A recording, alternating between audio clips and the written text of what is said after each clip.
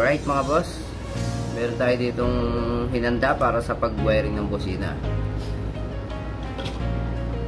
Tayo battery rito. For example, ito yung battery ng motor ninyo. Kasi ito yung switch ng busina ng motor ninyo. Siyempre, kailangan natin ito. Baka sabihin, magpa-wiring kayo dun sa meron nito. Kaya yung papawiring sa may plies lang. Kahit anong gamitin nyo mga boss, pwede yan. Test light, syempre importante yan yung pagkukuha nyo ng supply. Check natin yung test light.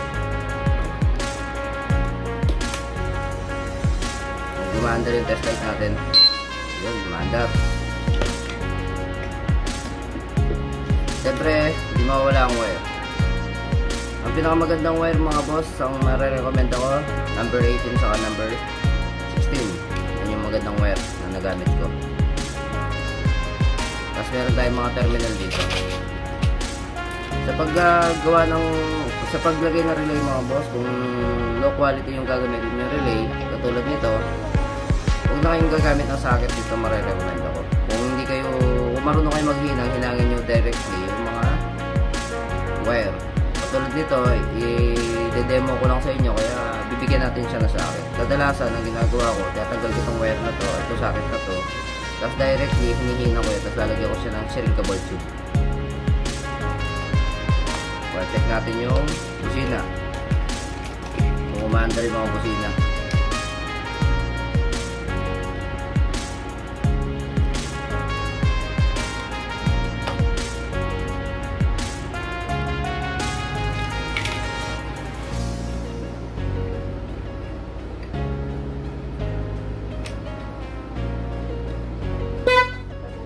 Umaandar.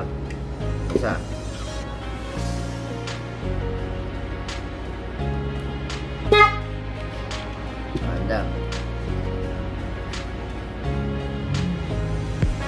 Itong baterya, ito yung positive niya, ito negative. Negative, parang ano yan, parang masasample to.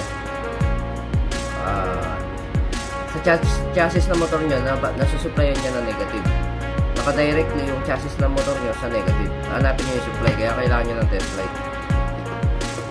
Or kung wala kayong test light, ang gagawin nyo, magpagapang na lang kayo ng wire, papunta sa negative. Tapos yung positive, directly na lang din sa positive. Mag-fuse box na lang kayo.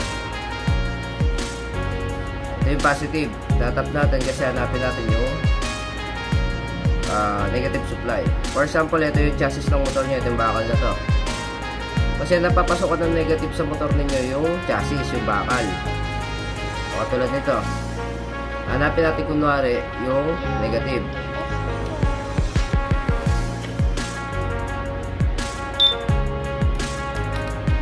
Sinless natin, napapasokan ng negative. So, ito bakal. Ayan o. Ayan, napapasokan lahat ng negative yan, yung bakal na yan.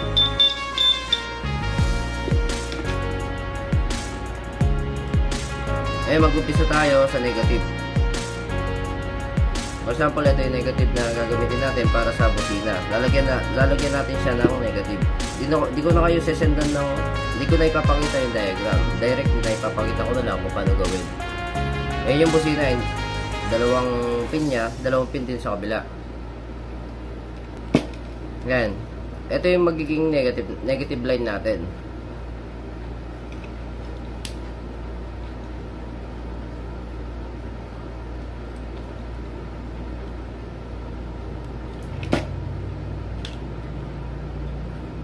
Dalawang klase ang pag-tap sa negative. Kung gusto nyo i-directly na lang, papagapang kayo ng negative sa baterya, hindi nyo alam kung saan kukuha ng supply ng negative, direktan na lang kayo sa baterya. Ngayon, iti-direktan na lang natin sa baterya kasi nagsasample lang naman tayo. Ang kadalasan ginagawa ko, i-direct ko sa chassis na may supply ng negative ng baterya. Yan, negative na yan.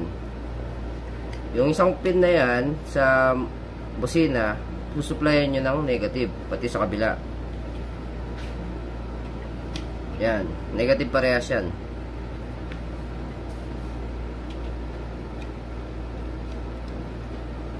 Tapos sa relay naman, kung mapapansin nyo, ito yung relay. Yan. Meron niyang mga bilang. Makikita niyo naman yan may bilang kasi hindi yata makita dito sa video. 85, 86, 30, saka 87. 30, ito yung positive line. Gagawa tayo ngayon ng positive line.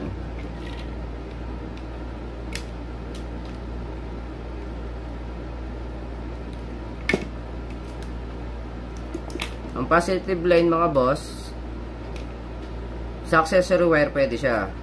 Sa mga nakakaalam, pwede yan sa accessory wire. Pwede nyo i-directa dun sa susian, pwede yun. Pag on ng motor, dun lang siya mag-on. Ngayon, didirekta ko lang siya sa baterya. Kasi nag-ano lang tayo, nagde-demo. Ito yung positive line. So, check natin kung may positive supply na pumapasok.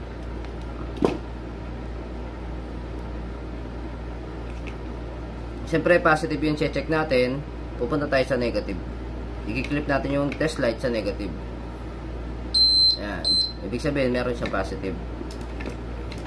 Kung wala kayong test light, basta dinirekta nyo sa positive yan, direkta nyo sa positive line, may supply yan.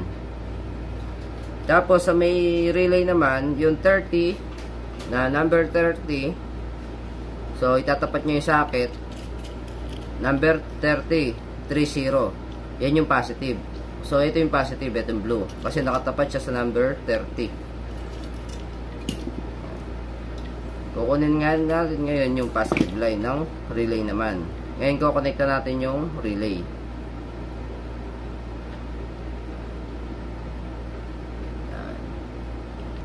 Yan mga boss, after nyong itap to negative, papunta sa chassis or negative ng baterya ninyo,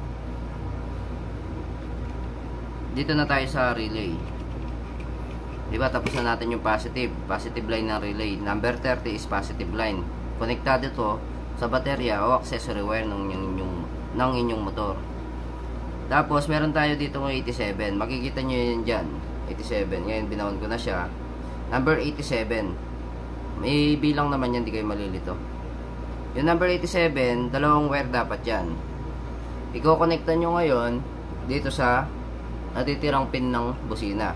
Di ba negative to? Ito yung positive. Ay, ito yung 87. Yan. Number 87 yan. Kasi itong ginawa ko na itong busina na to, itong switch ng busina, ito yung nakakonekta dun sa pag nagbusina kayo. Ito yung switch ninyo. Ito yung trigger ng busina. Huwag nyo nang ano yung kung saan ko ni-wiring itong trigger na to. Tapos may natitira na lang tayo, dalawa. Number 86 saka 85. Ngayon, number 86 saka 85, yung sinabi ko nga kanina na pinagtanggalan nung busina ninyo, doon nyo idudugtong itong dalawang to.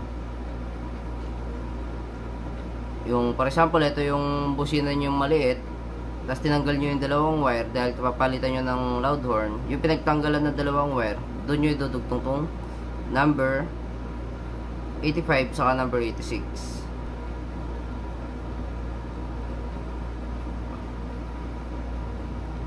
Ngayon, i-switch na natin. Ayan, moment of truth.